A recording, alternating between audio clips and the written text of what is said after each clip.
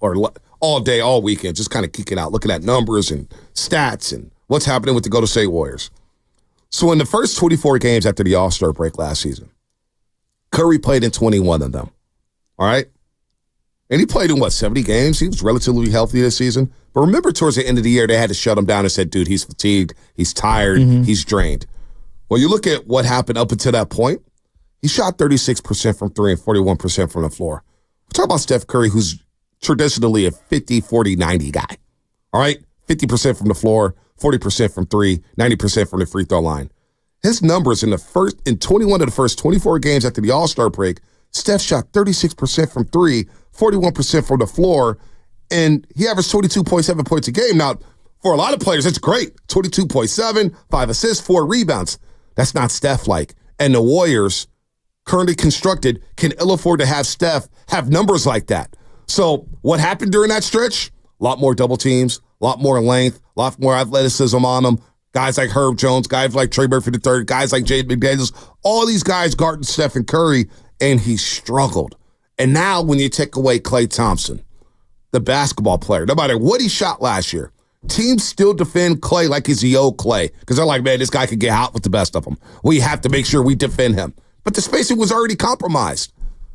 Now they're going to make Podziemski, Moody, Kuminga, and I'm all assuming they're going to be on this roster next season. They're going to make them beat them from the outside. And if you don't beat them from the outside, and that includes Draymond Green. Draymond Green's got to become even more aggressive offensively within the half court. Now the spacing for Stephen Curry is going to get compromised, and his numbers potentially could go down from an efficiency standpoint. Again, 36% from Steph. A lot of people will take that. That's not Steph-like. He's 41% from the field. Exactly. He's 36 and he's getting older. Yeah. So on this team, you can ill afford to have Steph have numbers like this. So where are you going with this?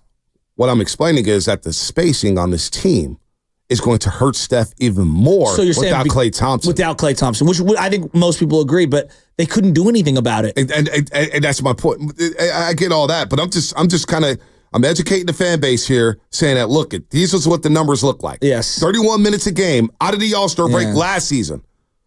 36% from three, 41% from the floor. Now, he ended the season going crazy against the Lakers, going 6-6 from three. I think he went like 7-13 from three against the Pelicans. Had a big game, but they lost that game. Yeah. And the Lakers game, there was no Anthony Davis. So how does it look with Anthony Davis? You get what I'm saying here? Yeah. So that's even with Klay Thompson being on the floor. Now you take away Klay. You don't have CP3. You got to have the young Podziemski. You have a young Moody who hasn't gotten a lot of playing time. And those efficiency numbers, I'm afraid, may look like that for the entirety of the season if the Warriors don't make any more moves or try to get some shooters or try to get somebody to space the floor or their players don't make that next leap to hit the open shot. That's what we're staring at in the face here. That's basically what I'm trying to explain. Well, he's 36. So, I'm not surprised that he's declining outside of whatever spacing issues and personnel issues that they have. Right now, I don't think they're a better team. Roster, right now, the roster I see right now is not better than what they started last year. Right now. Now, they have to make some moves here. So, to your point about, he'll be less efficient, that's pretty obvious to me. That's pretty obvious to me. Well, not only is it not obvious, but I don't think it's really hitting the fans. Oh, it's not going to. When you watch the game, it's not going to hit people. And we're talking about a guy like Stephen Curry, again, a 50, 40, 90 guy. 50% from the floor. That's what he is. This guy shot 41% from the floor because of the roster construction and everything around him. So now... Well, I guess the only way that they could salvage this, and I don't mean to interrupt you, but the only way they can salvage this is that, and again, I don't know, who knows if these guys are even going to be there. Maybe they're thinking to themselves hey, 65 guys in the league shot 40% last year from three, okay? What if Moses Moody, league average 36 or so percent. What if Moses Moody, given more opportunities, Podziemski with another offseason who's working on his shot, what if those guys can get to the 37, 38, 39 range and ccllectively, all right, the totality of those guys, almost similar to the way that the A's constructed their team post losing Giambi and Tejada. Hey, a combination of guys is going to offset some of the shooting woes. Now, spacing is spacing, and that's how teams honor you. That's what I was saying last week. Can I be more efficient? And then can we get easier buckets around the rim because we have a little more athleticism and we have some better dribble drive penetration? Can we take steps further? Maybe not at the beginning of the year, but again, this is all hypothetical thought processes. I brought this up last week. Can Kuminga and Moody take another leap? And you almost choked me out here. And I'm just joking here, but that's what we're looking at. Yes. Can these guys take it? And I was trying to explain that last week. Can they take another leap? Because it offsets some of that. It offsets. Well, I think it can't be one or two. It's got to be like five guys. No doubt. Podziemski's got to hit the three. TJD would have to take a big leap forward. You'd have to have GP2 have a renaissance defensively. Like, let's just call it. You got to say healthy, because I'm looking at this team. I don't see a lot of defenders. You need Moses Moody to get out of the Kurt doghouse and win a battle against Podziemski. And the combination of Podziemski and Moody need to bring more to the table than just shooting. Yes, they need to shoot better, but they also need to set up for others better. They need to be more athletic. They need to finish in the lane more. Like, how many times did you see Podziemski take 3 dribbles, get into the paint, and then pivot 5 or 6 times looking to throw it back out to someone? That's got to be a teardrap shot. They've got to set it up. So yeah, they're in trouble. No, I'm not going to go there yet. I'm not going to go there yet. I want to see how the dust settles before I think they're in trouble. I have a final determination. Right now, it doesn't look good. Well, today they're in trouble. But let's see what it looks like. But this is why last week, when we're all so caught up in Paul George, I'm thinking to myself, well, can Kuminga take another leap? Because the leap Kuminga made from January 5th over the next 37 was tremendous. I said, damn, I got a basketball player right there. Well, obviously he's attractive on this market. Now, if it comes to Lauri Markkanen, right, and Lauri Markkanen is available, you really want to mortgage a feature for Lauri Markkanen, and you're going to have to give him a new deal next year? What's it cost? Exactly. That's what I'm saying. So, like, the Kuminga thing to me... Danny Ainge is going to want a king's ransom. Don't we all know who Danny Ainge is? Well, the Kuminga part, like, this is the part of the Clippers deal that I find the most fascinating. The fact that they were willing to move both Kuminga and Andrew Wiggins simultaneously tells me, like, for the right guy, they're out on Kuminga. For the right guy. And they also checked their own finances, and they were like, all right, can we afford PG-13, Klay Thompson, PG-13, Steph Curry, and Draymond Green financially, and give Kuminga the $30+ million he wants? No, we can't. Yep. They made that determination. So if you go get Lauri Markkanen, the same question is going to happen with Lauri Markkanen. Now, I don't know he'll get the same number that Paul George got, but he's going to look for $45 million a year. Exactly. If you think he's coming for $18 million a year for a 4-year deal, you're tripping. He's going to want that new money. So, and this is a guy, let me hold on real quick before you keep rolling there. I just want to put it out with Lauri Markkanen since we're here, because I don't want to move off this.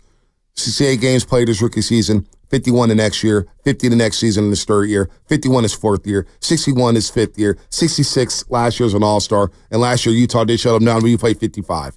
You're getting a guy who's never played 70 games in a season. This guy has never played 70 games in a season. I would make the argument, I can't really quantify this last year and the year before, because it did feel like they shut him down prematurely. I mean, all right, so let's just take the first 5 years. 68, 52, 50, 51, 61. And you want to sign up for that? And I remember Spadoni and I, earlier this season, because they played the Lakers like twice in a week or something like that. It was like weird. You know how the schedule is nowadays, twice in 3 days or something. I was really locking in on Markkanen because I've seen Markkanen play Arizona, Chicago, the season in Cleveland. And look, outside of that, he 14, 13, 12, 15, 18. So he goes to Utah and he explodes. Goes for 25-6 as a 25-year-old. Now, he is 26 years old, and maybe the best basketball is yet to come for Lauri Markkanen. That is a possibility. You're talking about a guy who shot 40% from 3 last year, 39% the year before. He can shoot it, no doubt about it. But in this Western Conference, where you need a little size, and maybe you got the size of TJD, and maybe you can play alongside TJD. But just want to let everybody know, it's going to cost a lot for Lauri Markkanen. So what are you willing to give up for Lauri Markkanen if that's the next option? Go ahead, Spinone. I was just going to say those matchups against the Lakers specifically, because they're just obviously you're going to be going up against the Lakers, a lot of bigs, and Anthony Davis being like the biggest and most productive out there. Lauri Markkanen, November 23rd of last year, going against the Lakers.